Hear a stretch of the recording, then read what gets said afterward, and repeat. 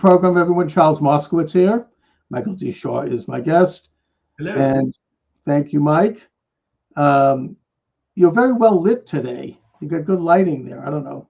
No, I have to tell you, we had a problem getting started, and I had this fancy camera, and there's about 3 million settings for it. Uh-huh. So I must have got 1.3 million of them wrong or something. So now, before I get into the topic that I want to discuss, which is of course, something I've been talking about, as many of us have, for the past 5 or 6 years, which is the election of 2020 and how it was stolen. Shut off TikTok.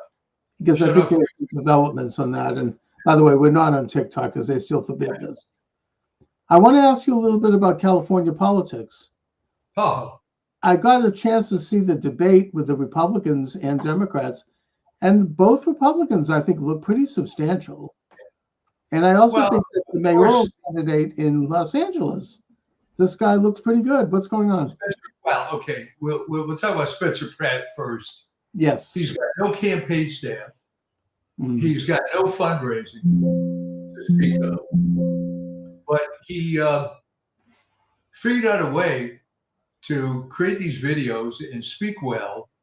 And you have to understand, I don't know what's going to happen with this because he's not part of any organized party. But on the other hand, you got to realize that he's running against people who are corrupt, awful. To give you an idea, and the viewers will appreciate this, Mayor Bass, despite being the incumbent over half the city burning down, still has the gall to run. And it said the LA Times, although it wasn't an official editorial, it was some stupid letter that, she didn't do very well, but, she was the incumbent, so what the heck? Somebody on the city council, I'm purposely forgetting her name, Ramon something, was supporting Bass. This is great. Supporting Bass until the day before she could declare herself. And now she's running. Aha. She's the one I saw, I think, on the debate. Yeah. And the two women were awful. It's horrible. It's absolutely sickening. But you got to bear in mind that there are people, not just women, there are people who think that electing a woman is so important that it overrides everything. And that are people over that by now? I mean, women have been in office now for 30, 40, 50 years. There's nothing new. It's kind of the novelty of it seems to have gone. Well, but the novelty was the original novelty that, women are always oppressed. The fact that they haven't been oppressed for God knows how long doesn't seem to matter. The narrative hasn't changed. Okay. Yeah, we have the same thing in Massachusetts with Maura Healey and Michelle Wu. They get elected because they're women and because they're left wing. And, she's hiding what's essentially like a $15 billion deficit, which has never happened in the state before. And the people here voted to have a full audit of the state house and of the governor's office. And they elected a woman, good woman, to be Solicitor General to conduct the audit. And they were not letting her do it. Yeah. Because the bottom line is that they spent probably most, if not all of that money on supporting illegal aliens and housing them, feeding them, giving them cash, giving them benefits. And it's insane. I mean, what is the possible justification for it? Even I'd ask left-wingers, there's no virtue here. These are not poor people. Most of them are young men, and I've seen them out there. I've driven some of them. They're well fed, they're well dressed, they're grifting off the system. I don't even blame them. I blame the state for giving it to them. Well, let me say something that might be controversial, but shouldn't be. All the arguments against women's suffrage, unfortunately, are coming true. And the fact is that none of the degenerate social programs would ever have been put into place absent women voting. And, you know, a small number of soy boys that went along with them. So what's interesting, and it was in my latest piece, is that Gen Z is starting to wake up to this. Yeah, younger people. I've seen it. You will have, and I know, you know, we don't have to do this tangent right now, but you will find now a lot of channels on YouTube that are, let me be polite, questioning the whole feminism movement and how women have been destroyed and so on. But a couple of facts are coming out now. But for gerrymandering and fraud, which you're going to be talking about, right, and women voting, the Democratic Party wouldn't exist. I don't think anybody can argue against it. Oh yeah, I mean the whole thing is based on a huge, massive theft. You know, a huge plundering of the public monies. I mean, obviously Minnesota is a classic example. Yeah. And this guy Tim Walz, who came out of nowhere, he wasn't even a Minnesota citizen. He flew in from Nebraska. Suddenly shows up. Nick Shirley has made this point when he uncovered the fraud in Minneapolis, that he was unknown. He was picked by Harris to be the running mate. The next day, he coughed up something like $15 million, which is unprecedented historically for that much money for any candidate. And the question is, where did he come up with that money? Well, we know what's going on with the Leering Center and all this, you know, buckets of cash being flown out of the country to Somalia. I mean, obviously, there must be a link there. So you have this massive fraud, and now they're actually they try to put in a law saying that Nick Shirley would be banned from covering. You know what I mean? Here he is, this independent journalist. Yeah, shoot the message. Yeah, there's going to be a gag order that you can't talk to him, and that you're not allowed to investigate these things. I mean, it's gotten that bad. Well, here, you know, when I was writing more about healthcare back in the day, and we had talked about that years ago, even I, the world-class cynic, was shocked to discover that way more than half the money spent on healthcare is fraud. Oh, there's some aspects up to 70%. Okay. It's a huge, and we don't even have to talk about all the science grants that pour out, and then when RFK starts to take that on, oh, he's cutting, you know, science, right? You know, well, that's a very good point you make, because when I said 70%, I mean out and out fraud. Now, if you want to redefine fraud to include what I have called in many articles white man's welfare, which is paying for all these useless research projects, you're in a whole new ballgame.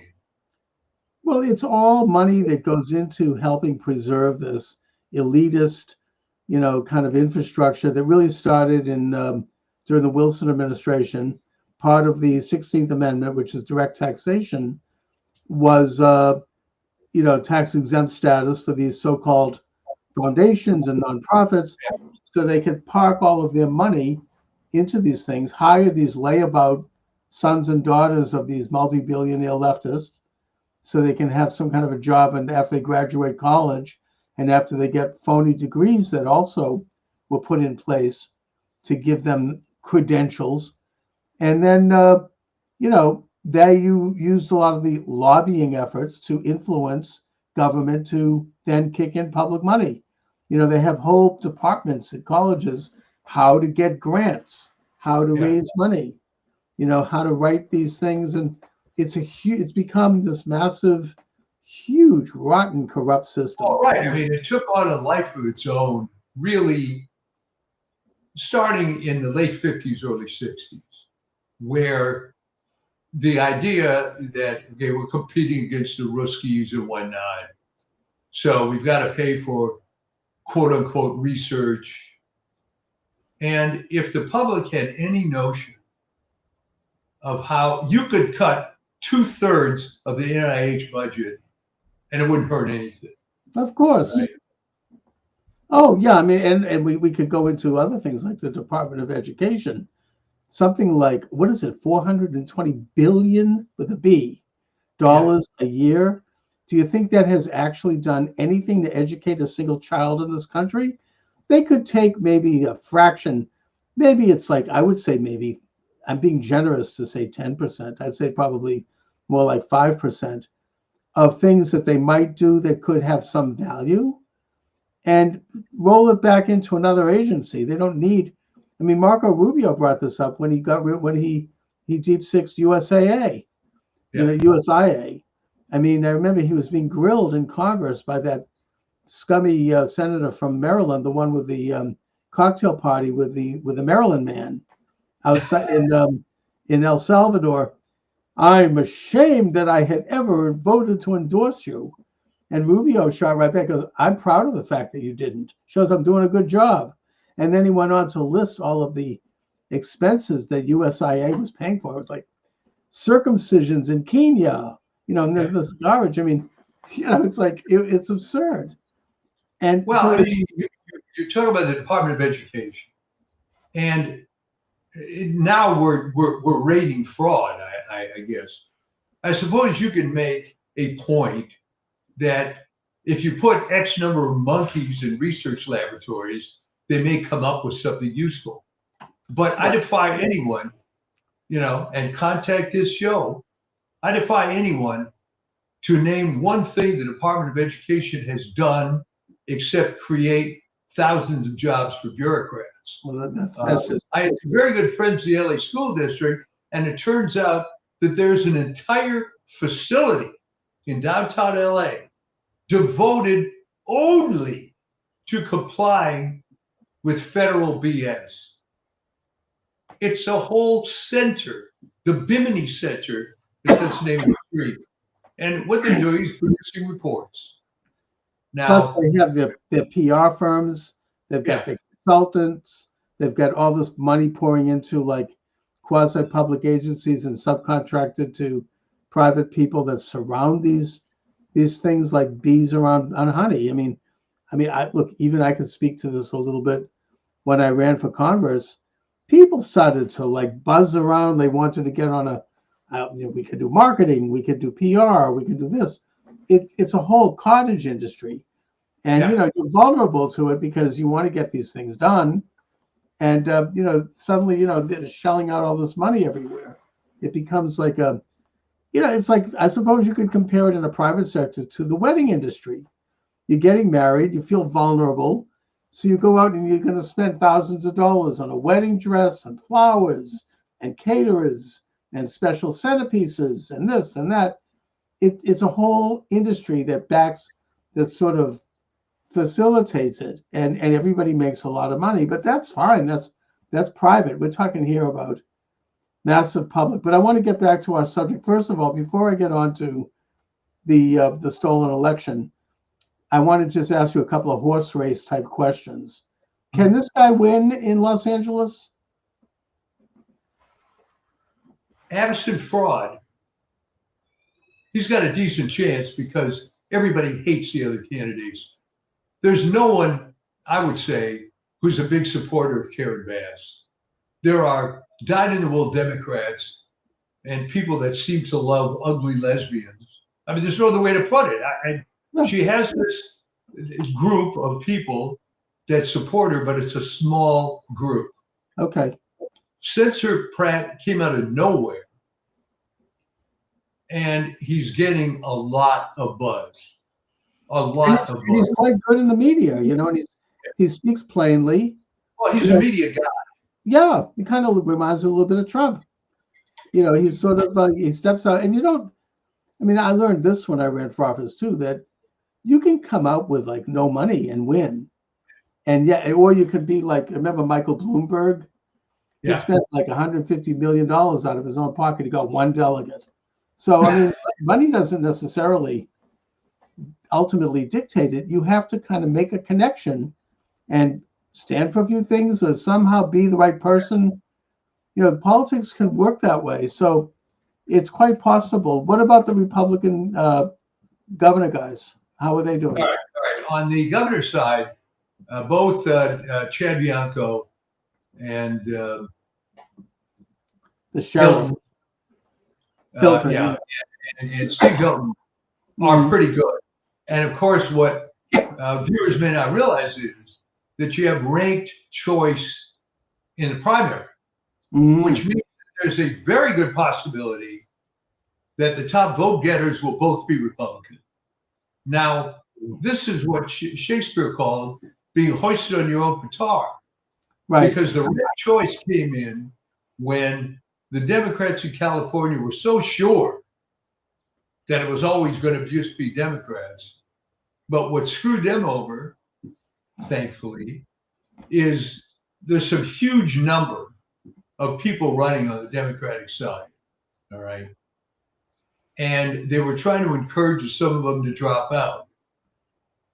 But which is really difficult if you're in progressive politics, if you think about it. You know, what right do you have to tell this person to drop out? They're a candidate. Yeah, they all seem to be hanging in there. And who died and decreed, by the way, that Katie Porter is the best Democratic candidate. Oh my God, she's a horrendous person. How could? Yeah. Well, I'll tell you what happened with her. It was kind of sort of the Bill Clinton or Jimmy Carter effect. This buzz starts about Katie Porter, you know, back in summer of 2025. And I'm thinking, wait a minute, who the hell is Katie Porter? And I look up that she was a 3-term congressional representative from Irvine in Orange County, right, which is the deep blue district and really not indicative in any sense of California. Sure. The university's there. Probably some of her district included some wealthy areas like Newport Beach. Now, why it was in 3 terms. I don't know if she lost. I don't know what happened. I was too lazy to look it up. But how that creates any credibility to be governor. Was this after she threw the mashed potatoes at her husband? Yeah. But I mean, it's, you know, such a dreadful individual. By the way, didn't Orange County used to be Republican? I seem to recall it was Nixon and Reagan, and it's taken a bit of a. Well, okay, but the famous event that happened there was Bob Dornan. Battling Bob, I remember him. Yeah. Bob. He won Bob running against Loretta Sanchez. If you remember that story. No, but boy. Okay, he was multiple term congressman. And you're right, Orange County was very conservative. So the Democrats, you know, had always lost in that district. So they put up a woman who called herself Loretta Sanchez. She actually didn't use the surname Sanchez until she ran for office. Yeah, right. She was legitimately Hispanic, but I think she used her married name, which was Anglo. Anyway, she's Loretta Sanchez. Right? Yeah, sure. So now she does this. It was completely illegal. She starts campaigning in all the highly Hispanic Catholic churches, which you're not supposed to do. Right, of course. And then Bob Dornan is going to the Republican Party saying, there's massive voter fraud going on here. There are illegals that are being registered. And you're talking about the early 1990s here. Okay. Right. And he ended up losing. And then the Democrats in Orange County discovered that they could flagrantly commit fraud and get away with it because the rhinos were too weak to do anything about it. And that's how the Republicans lost Orange County. You know, and now that we're on the subject, you and I have been talking about the stolen election now for 6 years. And I still argue that this is the very keystone issue. This is the cap, getting to the bottom of that rotten election. What happened? If we can get to the bottom of that, then everything will fall into place. It's I think the administration has been somewhat slower than I'd like in terms of getting to things. But I just happened this morning to note an article on the Gateway Pundit, making arrests soon. 2 U.S. officials hint at upcoming evidence supporting Trump's 2020 stolen election claims. And it talks about Monica Crowley, she's government chief of protocol, says the administration will, quote, soon unveil evidence supporting claims that President Donald Trump won the election. He did win in a landslide, and we will soon be able to give evidence about that, she says. However, Crowley did not elaborate. I mean, I don't know if this is just talk. Then Kash Patel weighed in. He says the collaboration with prosecutors at the Department of Justice and their Attorney General, Todd Blanche, declaring, we, quote, we are going to be making arrests, and it's coming. And I promise you, it's coming soon. He said this on Fox News with Maria Bartirano. And there's evidence coming out, things we've been talking about for years, about Fulton County in Georgia. They now, I think that they've impounded 350,000 ballots that were not supposed to be counted. There's no point of origin. Maricopa County in Arizona is moving forward with fraud. Even Wisconsin, apparently, where people have been put in jail, including this judge, for questioning the election. Michigan, there's movement. Even Pennsylvania, there is movement to get finally toward a little closer toward the bottom of this. And if that happens, there's going to be some squealing. There's going to be some screeching. I mean, people were put in prison and demonized, debanked. Look, that's why I lost my YouTube channel. I mean, people, you couldn't even talk about this issue. Oh, I understand, but consider what they're up against here. The entire news industrial complex. There's 2 issues, all right? 2020 election and COVID. Yes, Anybody exactly. with a functioning brain knows, A, the COVID pandemic was a complete disaster. Everything they did was wrong. Fauci should at minimum be in jail. The drug companies, Pfizer should be shut down, all right? But the problem that you have with this is it's, in the extreme case, all right, what if you prove the 2020 election was all stolen? Problem is, Chuck, fait accompli, all right? It's pretty clear Obama was born in Kenya. There's more and more stuff coming out about that recently. That's an old story. Hillary Clinton brought that one up. Okay. So here's the point. Fait accompli. So it's going to be like... If I could just interject, because at the time, it was a hot potato, mainly because you had this regime in power with Biden and calls for like decertifying delegates. That was a little hard, because I mean, they didn't want to, it would literally mean that the government would be taken back. And that might have been a little bit of a bridge too far. But the fact is that all of these people are now gone. And now Trump is back. And I think that we have facts on the ground where it can now be done. And it has to be done because that whole infrastructure is still in place. They're still doing it. Now there's some new information coming out about Smartmatic, which was connected to Dominion software. I mean, I know that she's not well liked, but Sidney Powell was right about Dominion. I mean, and apparently they're interviewing Maduro in prison, who's talking about Dominion having its origins in Venezuela and influencing elections all over the world.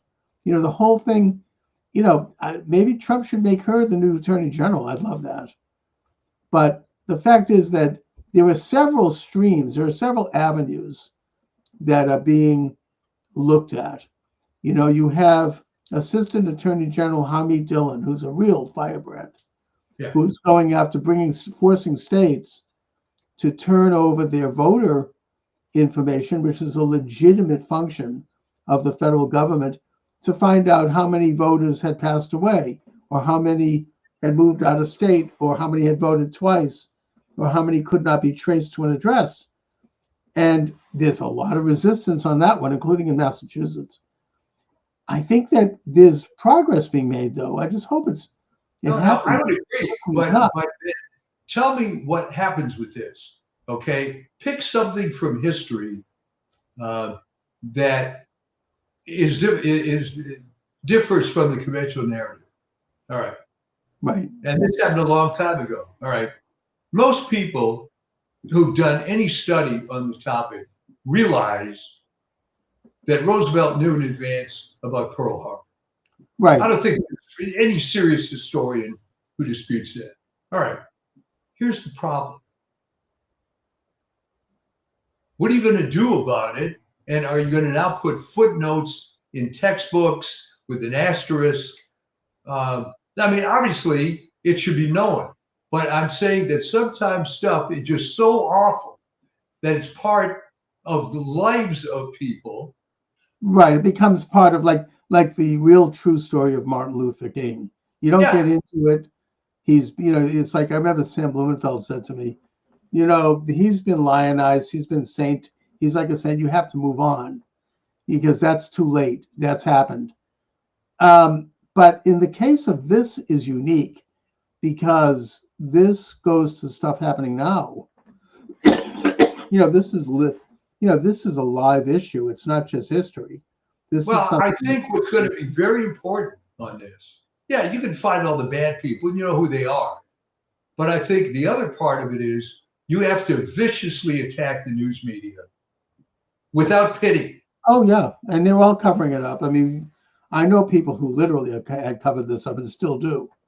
And they're still demonizing anyone who questions. I mean, it's so un-American and it's so, undemocratic, actually, that people are being still like subject to like an auto da fe if they question that election all these years later. It's like the ultimate taboo. It's and the media, they obviously they were in on it, at least implicitly. They chose to because they hated Trump so much that they just said, we're gonna roll with this. And I think what's happening here, unfortunately, is human nature, where maybe you and I are the exception, but most people love authority, no matter how corrupt it is. Right. So when I was writing articles, again, back in the COVID time, all the reverses by the CDC, I wrote a whole piece about, well, after these lies, how can you ever believe anything the CDC says? Ever. And I would get letters. Well, that's the premier health and blah, blah, blah. So apparently it doesn't matter that you were getting wrong information. It doesn't matter that you're putting your faith in a corrupt institution. That's still massa up there, and we have to abide, So the problem that you're going to have, even if this stuff comes out, is that, well, you're right, but I got to watch the news with Lester Holt. And your head just explodes. I really, look, you're right onto it. I mean, people do love authority. They revere it. They don't question it, even in this country. And, they forget, they don't understand who they are as individuals under God, not under the government. I mean, it's, this country, we have forgotten the nature of our system. But we've basically become like, to use a biblical example, when the tribes of Israel begged Samuel to give them a king. There's a tremendous speech in there from Samuel, who he says, "You want a king? He's going to have your sons sent out to war where they're going to be shot and killed, and he's going to turn your daughters into prostitutes, and he's going to do this, and he's going to take your farms, and he's going to take your land." and they're like, we don't care. We want a king. Yeah. He says, well, we're going to be like every other nation. We want to be like the other nations and have this powerful figure sitting up on a gold chair, where they can lift him up and like, oh, and but you have to read that. It's in the Book of Kings or the Book of Samuel, probably. First book of Samuel. First Book of Samuel. Thank you. And it's the same principle. It's yeah, but I mean, isn't that so? So you just wonder. There seems to be nothing that can happen to media other than people tuning out at a very slow rate. I mean, yeah, CNN is going down the tubes, and Disney, but you know, the thing that I explain to people is the problem with companies going out of business and why it takes so long is if you have a huge cash flow, you can fake it for a good long time. All right. Mm-hmm. You got a lot of money coming in. I mean, ultimately, you may be losing money, but you can downsize at a slower rate. Again, look at the studios. It's hitting them with all the dreck they've been making. So by human standards, it takes way too long for the consequences to be paid. But I think it's going to happen. I think you're right. You think it's going to happen? I mean, it seems like that piece I just read in the Gateway Pundit, Kash Patel, he knows where everything is buried. Yeah. He wants to get it done. I mean, now you have Joseph DeGeneva has come back as assistant in the Department of Justice, and now that they've gotten rid of Pam Bondi, looks like they're starting to really make steps there. They're starting to move. I mean, Comey's been indicted. People say, well, he's been indicted for that. I listened to MSNBC make fun of the fact that he's been indicted for putting seashells on the beach. Really? I mean, okay, even if they want to trivialize that, which it's calling for the death of the president, obviously, by a former head of the FBI. It kind of reminds me of Al Capone, right? After a lifetime of crime and a lifetime of murder and everything you can imagine, he ends up being convicted on a technicality of taxes. They found him on like something with the IRS. That's how it has to be done, and they're going to find that and do it. But once they get it, and they can, and it seems like they're pretty careful. I think that Kash Patel and this guy Blanche and these people are really making sure that these cases are completely solved. People not realize that Comey was indicted in a highly liberal district. Right. And that grand jury, by the way, was seated under Biden, just to make a note. This is not, I mean, this is Todd Blanche made this case when he was asked about why is Trump going after? No. The system is moving forward. Maybe not as quickly as we'd like, but it's happening. And, I understand, I heard a comment offhand about the reason why Brennan isn't being brought in. It's because he's, you're talking CIA, you're talking deep state. You want to lance that boy. Look what happened to JFK. I mean, right? You just, that's really like, that's like, playing with a nuclear bomb. And that he's already like sending little warning shots over the bow with Trump, according to this guy, in that he's releasing information saying, oh, well, Trump, the Iran war is going to continue, and Trump lost the Strait of Hormuz, and he's going to stay in there, and it's going to be bad. In other words, they're putting out damaging stuff to try to, to not just to damage Trump, but to let Trump know not to F around with them because they could do more. So, I mean, the trouble with the CIA is that they don't know what the hell's going on. They didn't even predict the fall of the Soviet Union. And I'm sure that you and I, as just lay individuals, hey, the economy's collapsing. People don't respect the Communist Party anymore. this is not a good sign. But apparently the CIA was caught napping. And it's just like any other bureaucratic, stupid organization. The idea is to time out your 30 years and get your, what was in those days, 85% pension. But there are some pretty bad players, some pretty rogue people in there who are capable of doing some pretty bad things. And these, this is what what's his name? The double government. Get his name from Tufts. Michael Glennon. Michael Glennon. I wonder if his new book has come out yet. You got to get him on your show. I do, but he won't. He doesn't want to talk to me. He did. He came on my show and he was like, he acknowledged that I was right through gritted teeth. I threw back at him exactly what he said in his book. It's not like I made anything up. I read it carefully, and I'm like you said on page 5. No, he didn't like it. So I've had that happen before. But I think he's right. In his defense, I think that he was writing sort of what he thought was a theoretical treatise. And he didn't expect you to,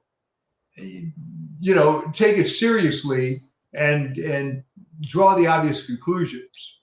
The impression I got was he was writing sort of a Lord of the Rings fantasy kind of thing, but you read it and you understood what he was saying. Yes. And that, I think, blew his mind. Yeah, and also I think it might have been somewhat of a limited, what they call a limited hangout.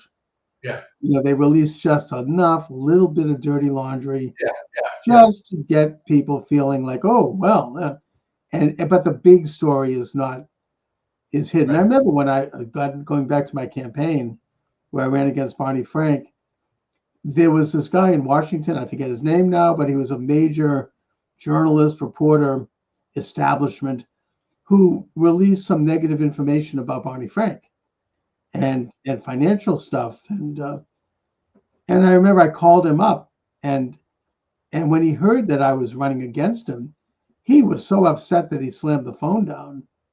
He became completely flustered. Really? Because they just didn't think that he had any opposition. So they felt like, he's in a safe seat. No problem. We can do this to make us look like we're objective, and they can make us look responsible, and we can, It's like sometimes they'll do that. They'll critique someone who's in very well, ensconced in power, because doesn't matter. It's like it just makes everything appear like it's all flying right. It's what I call a limited hangout. So I think that's what Brennan was doing, because he's Glennon, because he's like an insider, if there ever was one. He was chief counsel to the U.S. Senate during Obama's administration. He's a close advisor to Bill Clinton. He knows everything, and he, so it's interesting. I recommend his book, Double Government, because it actually is very honest, and it's it gets into some very interesting details about how the CIA and the national security apparatus, particularly starting after Truman signed the National Security Act in 1947, how they really have become ingrained into just about every aspect of our federal government, our state government, the private sector, international, with interlocking relations with other secret groups. And it's kind of the world's modern, not to take on a little tin hat here, but it's become the more modernized and scientized secret society establishment, going back to the Illuminati. Yeah. I'm not saying they're connected to it. I'm just saying that in our day and age, it's become very scientized, very establishment, almost up front. And they're doing all kinds of stuff in terms of influencing public opinion, controlling public thought, controlling the means of communication. Obama signed a law that basically got rid of what's called the Munt Act, which basically allows the federal government to openly and willingly engage in propaganda. In other words, they're now allowed to lie. And, it's he was definitely a creature of this, of course, as were the Bushes. And yet, you have a guy like Trump come along, and he's not playing ball with them, which is why, I pray for him every day. It's amazing that he's been able to do what he's done so far. I hope people understand that, whether they like him or not. I love Trump, but that's beside the point. Even if you don't like him, you have to take a look at him and his role in the broader context of things. Well, yeah, but that's the whole point, that the derangement syndrome derives from the fact that people think the government is supposed to operate the way it was pre-Trump. That became the model, and that's it. Never mind that wasn't the original model, going back to the founders, but through all the couple hundred years of bureaucracy, it's turned into this massive fraud enterprise, and he's trying to put a stop to it. But there's so many people that have the finger in the pie that it gets difficult to shut it down. Well, look, there's always been an element of fakery in government anyway. That's what the aristocracy of Europe was about. The Lord God warned us about this in the Old Testament when he talked about idol worship. The idol was a false god. It's he called it a graven image that was basically propped up by the powers that be, or the powers that ought not to be, in the government, the pharaoh, the emperor, and that it would do whatever their bidding was. It was all sort of this fake power structure that would control people's minds and control societies. But I just want to, kind of wrap it up by noting that you've got two substantial Republican candidates for governor in California. I've seen the debate. I think they both could actually make it. I don't know. It depends on how far gone California is. I don't know. But here in Massachusetts, we also have two pretty decent Republican candidates for governor. And they both have brought up issues like, by the way, the sanctuary state business has cost this state how many billions of dollars in taxpayer money? And the governor, Maura Healey, who is just corrupt as hell. I think people thought maybe she'd be a little different than your typical Massachusetts Irish political figure. Not to anything. Why? Because she's female, right? Because she's a lesbian woman. That's right. Oh, maybe she thinks a little outside the box. No different. In fact, just as bad, maybe not worse. But sure, her whole campaign so far is Orange Man bad. These guys support Trump. These guys are part of MAGA. That's her entire campaign. That's all she has to say for herself. Other than that, there's nothing but corruption and, Well, that's all that's happening in California. But the question is it going to work for them? I'm going to fight Trump. Exactly.